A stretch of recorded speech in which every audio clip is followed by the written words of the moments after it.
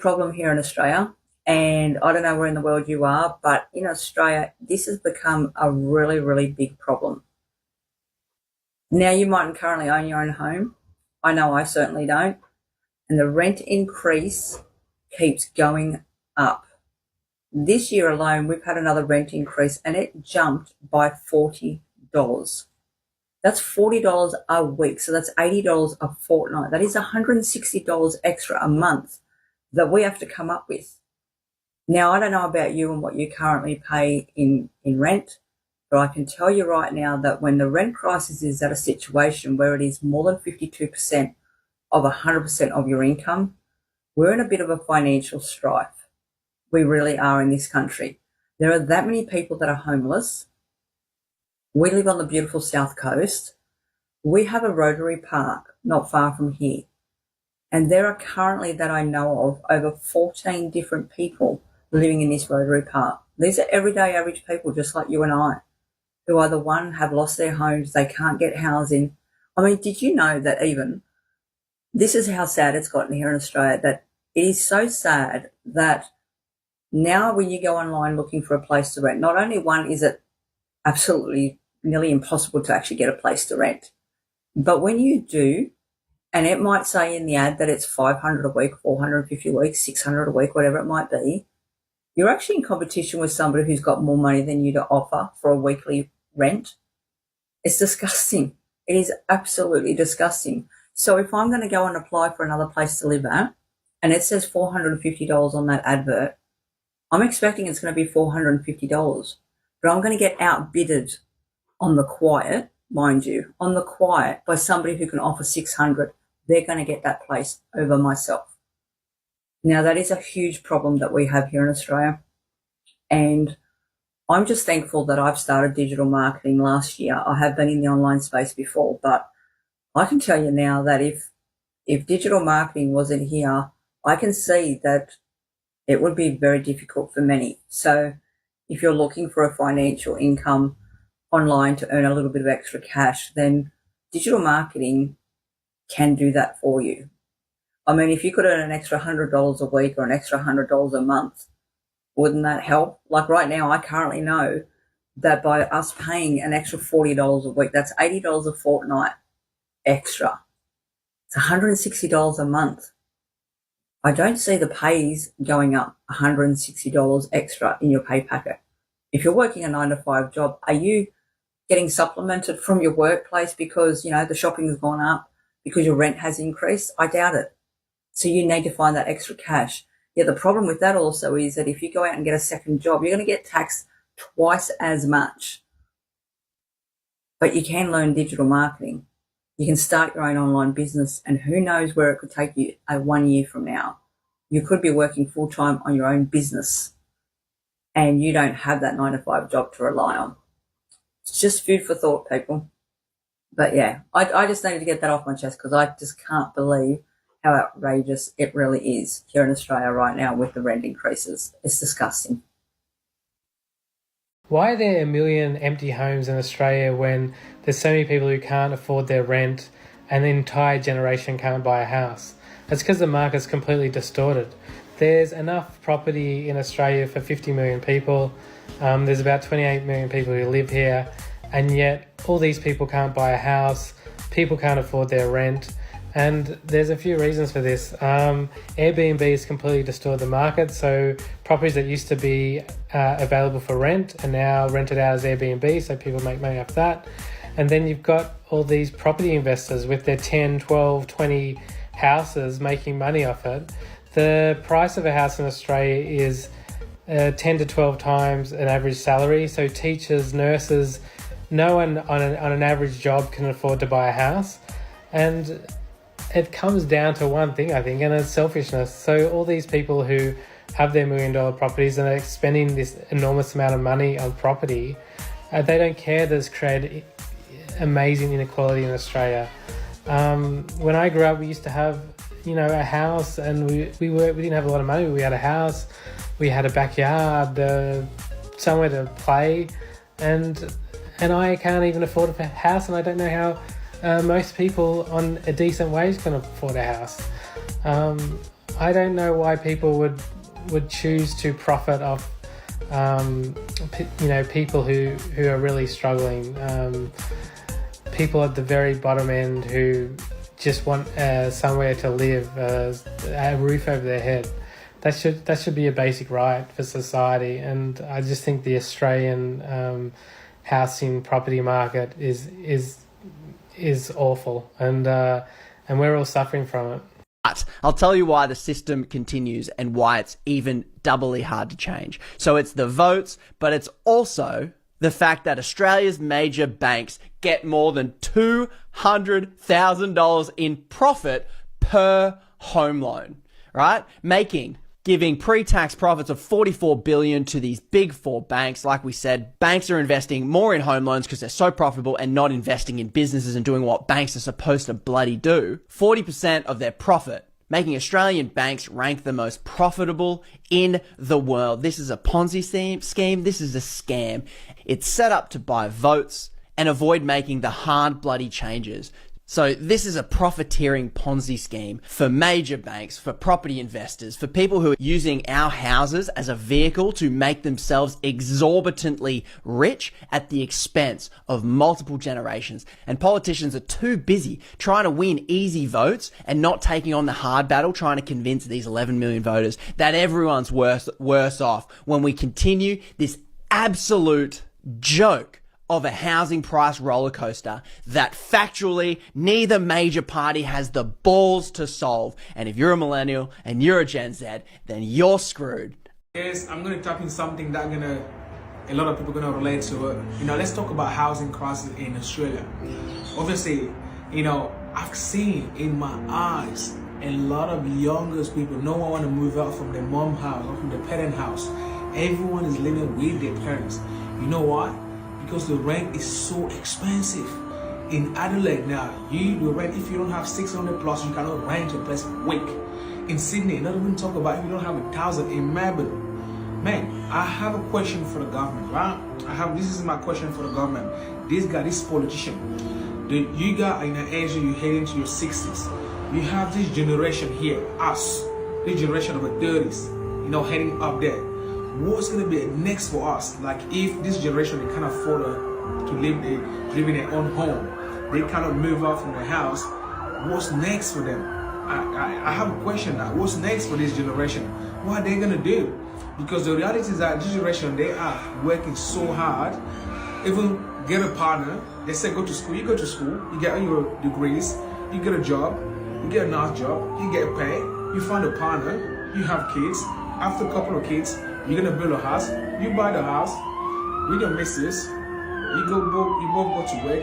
More than you want to build a house, right? You buy a house. Guess what? You buy the house. Both mortgages, both income. You cannot afford to pay that house because it's so expensive. Now you sacrifice things like holiday, the time that you can spend with your family, your family. You don't have time to spend with friends. All you worry about is going to work Monday to Friday. Sometimes doing an extra day on Saturday.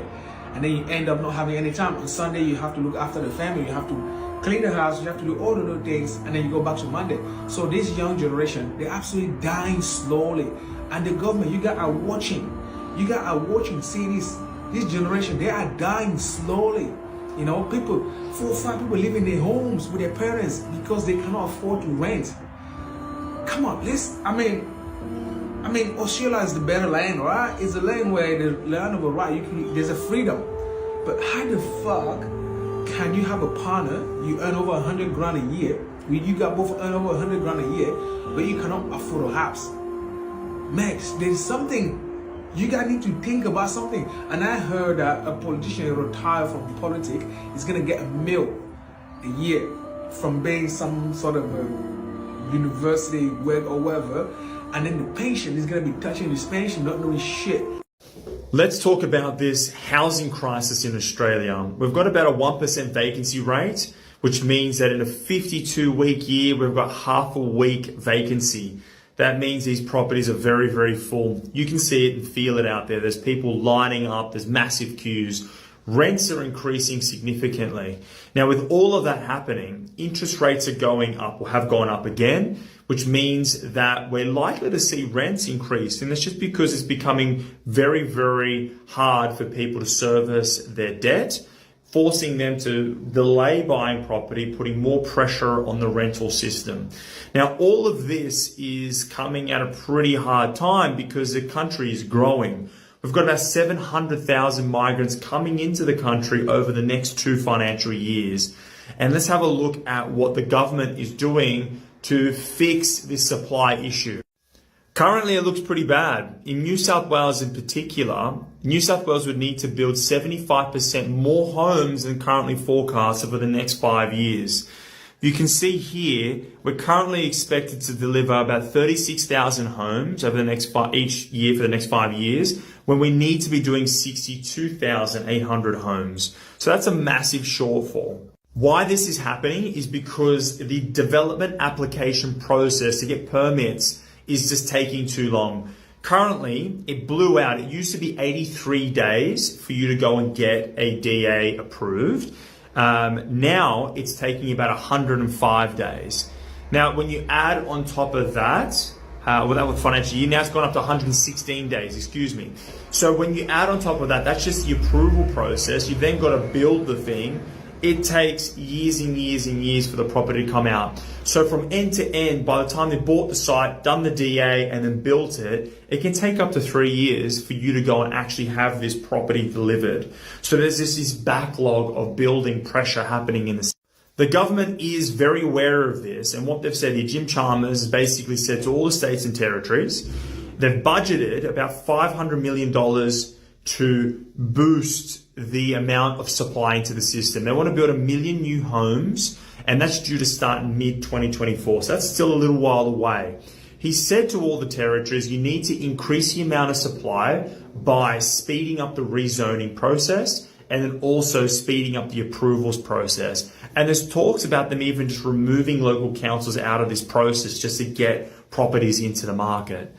So what does this mean for you? If you are in the market, you really should be looking to buy an investment.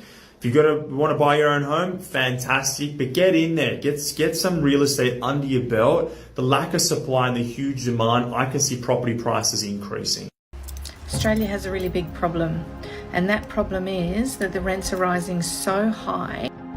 National rents have increased by over 30% from just under $400 a week to now sitting at $500 per week. Would you pay $810 a week for this view?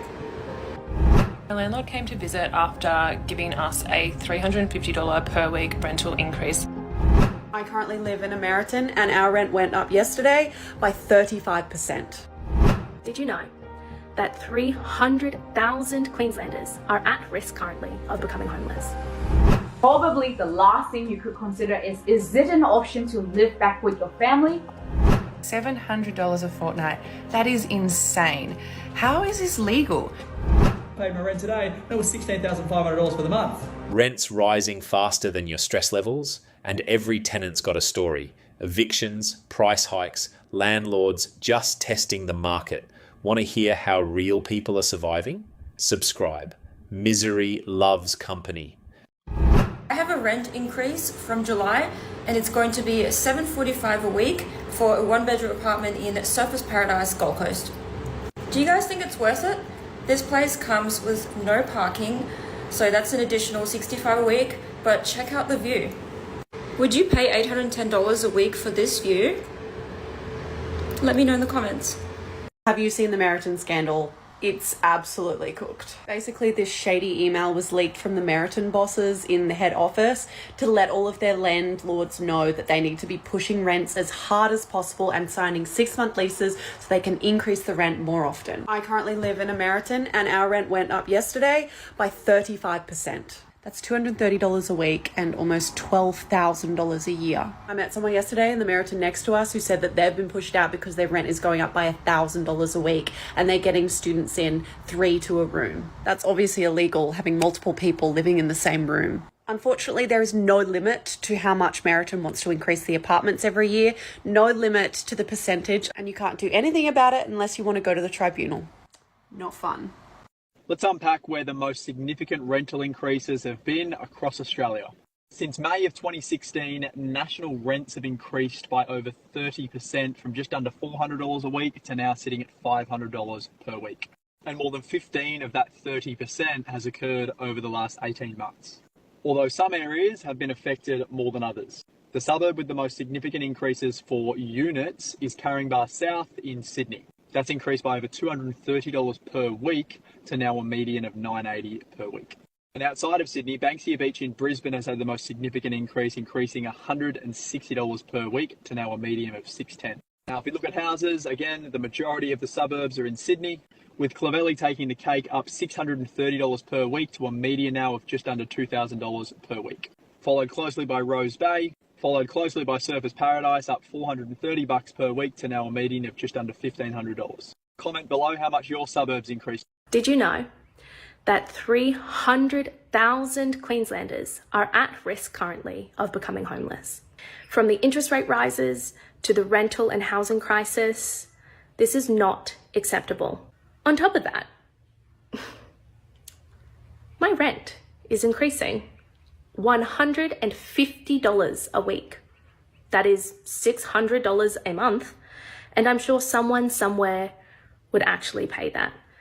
But knowing what we know about the rental crisis, how is it that my rent can go up 15%? 15! This is the one topic that every economist can agree on, is that rent control. Economists do not agree with this. Supply and demand affects housing just like it does tons of other goods. Housing, like food, is an inelastic resource. That means demand is always very high regardless of supply. That doesn't mean that if you have increased supply, that the prices won't go down. I live in probably the hottest real estate market in America right now, Austin, Texas. Austin is building some of the most housing in America for its size. And after several years of loads of people moving here and not enough housing, prices are starting to go down, and they're expected to go down by over 10% by the end of the year. There are a few things that could cause your rent to go up or down, right? But the main one, the vast majority of why it would go up or down, is the supply of housing in your area. Every city in America is at a shortage of housing. Demand more housing, lots of dense housing, please. Landlord tried to increase my rent by $350 a week. People have a lot of questions, so I'm going to try and answer them for you now. They want us to go from $950 a week to $1,300 a week, $350 increase. So that's actually a 36 to 37% increase, which is a lot. I live in Sydney, Australia, which honestly has always been a really expensive place to live. I've lived here for 10 years. I see this question a lot, and my answer to that is to please look at the vacancy rates. The likelihood of getting somewhere else right now is low. I do not spend $950 a week all by myself, and $350 a week would not just go on to me. I live in a 3-bedroom, 2-bathroom house. It's pretty decent, as you can see. Do I think it's worth $1,300 a week? No, there are a lot of issues in this house, and there have been for quite some time. We never figured out what the smell was in the bottom level. It has faded and gone away. Basically, we just had to wait it out. Can't really smell it now, so make your assumptions as to what it was, but it was disgusting. Yes, thank you to everyone who has offered advice so far. Really, really appreciate it. I've been seeing a lot of videos and people complaining about the major rent spikes and increases across Australia. Yes, it is frustrating to receive an email from a property manager saying your rent is going to increase by $300 to $500 per week, especially when it comes with a surprise, right? But people also need to understand the landlords and property investors can't keep paying the spike of increase in interest out of their pocket. Remember, a lot of owners are also facing a rise in interest rates from 2% to 5% to 6%. As much as we can't control the interest rate and rent increases, we can still control and be prepared for what's next to come. So number one, if you're renting and if you prefer where you're living right now in the same place for a long-term period, you should start looking to lock in a contract with the owner for at least 6 months or a year. That means your rent price will stay locked in for that period. Number two, be open and look for alternatives. I get it. If you've been living in the city property for a long time and you have friends in the neighborhood, you don't want to move far away. But start thinking for long term. You might be able to afford renting right now, but that might not be the case in the next 6 months. Number 3, probably the last thing you could consider is it an option to live back with your family? A lot of people won't agree to this instantly, but again, think for the long term. This choice can make a difference between either for you to renting from a place to another or being able to save up for the deposit for your own home. My rent is going up $700 per fortnight. Okay, if you think Australia's housing crisis is bad now, it's about to get so much worse. Basically what happened is earlier in the year, Albo went over to India and signed an agreement with them that is basically open borders for India into Australia. It'll mean 5-year student visas with no caps on the amount of people that can come to Australia and study. You've also got to remember that there are 850,000 international students already in Australia. It'll be no caps on 3-month visitor visas and also recognising Indian degrees and work experience as comparable to Australia's. To top it off, 3,000 highly skilled migrants and family can stay here for 2 years. Essentially what this means for you is the housing crisis is about to get much, much worse before it gets better. But I guess on the plus side, you can go and study in India if you want. Albo has already lifted Australia's migration to its highest levels ever. Young people in particular are getting squeezed hard. And the only people it's benefiting are big businesses and universities. Hi everyone, so something really has to be said about all of these publications and all of these articles about concerns about migrants taking over Australia, the fault that they are in the housing crisis, that they're taking away jobs. Let's be realistic. There is a bigger problem here. And the problem is the current policies that we have in place. The problem is the current situations we are facing where infrastructure hasn't been planned properly. How is that the migrants' problem? Now, if we look at the statistics that are available when we look at the skill shortages, guess what? There are continuous skill shortages that are growing, and that is got nothing to do with migrants. That's to do with the fact that we don't have proper policies in Australia that support every single person to go into a position of a job. Now, how do we blame migrants for this? I'm really not sure. What we need to do is to come together and welcome migrants. They are the source that keeps driving this particular economy rather than pinpointing the finger and saying enough of them. So follow the trend, welcome migrants. This is the biggest problem in Australia right now, and nobody is talking about it. Not the media, not politicians, nobody. Homelessness in Australia is up 50%. People are sleeping in their cars, they're camping, they're under bridges. It's a tragedy. And the one reason for that is that nobody talks about is immigration. Albo brought in 450,000, sometimes even predicted 500,000 people in 1 year alone. If you have a limited housing supply and you're bringing in more and more people, this is what's bound to happen. Everybody knows this, but for some reason, our politicians and our media class just ignore it. And if you try and call it out, you get called a racist. It's as simple as that. That is the level of debate that we're having right now. People in a wealthy country like ours should not be going homeless. This is insane. We need to have this debate. This needs to end now. I want to offer a point of reflection for the people of Australia. Now, the immigration system here is quite tough to navigate, and at times it will put you in a position where you are taking jobs that don't align with a previous skill set that you have. For example, I met a guy from Brazil. He's been here for 4 years. He graduated from an amazing university, and he was a systems engineer in Brazil. Over here, he picks up garbage and he paints homes. Then I met a guy from Colombia. Same situation, environmental scientist. He is a painter. Myself, amazing business background. I came here, and my first few months, I was a cleaner. I cleaned people's homes. Because the immigration system here does not want anybody foreign coming in to step on the toes of job opportunities for its citizens. I think that's obviously appropriate. But it should make you reconsider some of the interactions that you have with people in hospitality, especially ones that are from foreign countries. Because you very well may be being served by somebody who's an absolute genius where they're coming from, but they just have to be in a different slot on the totem pole when they're here in this country. And that can be very tough for them because they're obviously English becomes a big barrier for them, in their language, in their head, in their mind. They are such accomplished people.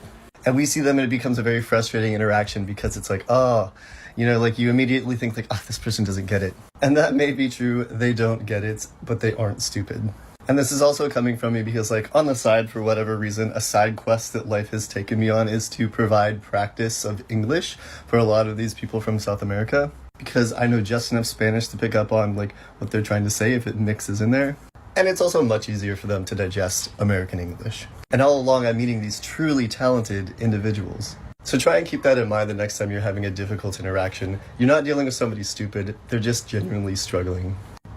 You might not know this, but Australians are leaving the country at surprising rates, while international students are pouring in like never before. The latest from the Australian Bureau of Statistics shows a 3% drop in long-term residents returning to Australia and a 9.5% increase in people leaving for good. That means in net terms, about 8,500 Australians have packed up and moved on. But don't worry, Australia's not emptying out yet. In just 1 month, 47,230 international students arrived here. That's one student arriving every 55 seconds. At this rate, we're looking at around 566,000 international students a year. So much for any student cap or reduced migration, right? On the tourism side, visitors are coming back strong, everyone except New Zealand, since many Kiwis are choosing to move here permanently. Besides the UK and USA, our top tourists are from Asia, led by China, India and Japan. Although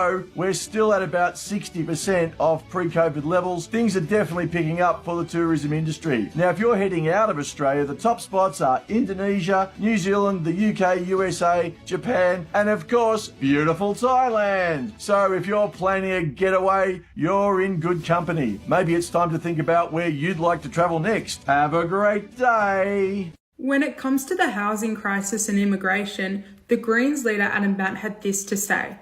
If it's migration that is driving the housing crisis, then why didn't house prices fall when there was COVID and there was no migration into this country? So let's just be a little honest here. He's kind of taking advantage of TikTok's short video format to score cheap points. He's basically putting out a correlation without any of the context behind it. Anybody serious is not out there saying immigration is the only reason for the housing crisis, but it is a factor, and a big one at that, and pretending that it's not is just completely dishonest. In fact, I would argue that the Greens' position is basically more extreme than anyone else's is. They're kind of saying that immigration doesn't play a role at all in the housing crisis, which is insane. So anyway, let's talk about his video. So he's basically claiming during COVID we had all-time low immigration, but house prices still increased. Why is that? Well, first of all, supply chain issues during COVID completely strangled construction, which meant we were building no new homes and there was still very high demand for it. Not only that, but interest rates were at an all-time low and we had a surplus of money in terms of all the stimulus packages we were given. So of course people were, still keen to move out of home, and that demand drives up the price. And then lastly, obviously people were still keen on moving out of home, young adults keen on leaving their parents' houses. So the demand was still there, but the supply completely lacked. So that's why the prices jumped, not because migration isn't a factor, but rather because those other factors temporarily were stronger than migration. And now, with over 1 million people coming in since 2022, our housing crisis has just gotten worse and the prices still continue to climb. Also, the RBA's own research shows that just a 1% increase in immigration drastically drives up home prices. So Adam Bant is basically saying migration isn't a factor, but then ignores all the other COVID-specific factors that increased housing prices. I think it's just extremely disingenuous. And now with migration still high and supply still tight, we're basically seeing that pressure stack and stack more.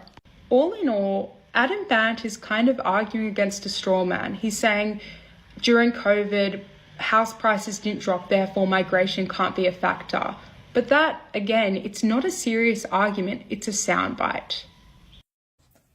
You guys are pissing me off. I'm pissed off. Let's talk about this rental crisis right now, because it's actually a joke. So yesterday I got my rent increase. Now my rent increase has gone up by $140. Whether you're paying a mortgage or rent, the interest rates went so high that people are paying more than $1,000. Assistance is going up, $18.80 a fortnight. I've just received notice that my rent's going up. Not a surprise to me. They're only letting me sign 6-month leases at the moment. So I woke up this morning to an email from our real estate agent letting us know that there will be another rent increase. Cities like Sydney, rent here is more expensive, and if you go down to low-cost area, the rents there will be cheap. That's going to push up rents, so that's where investors start to notice.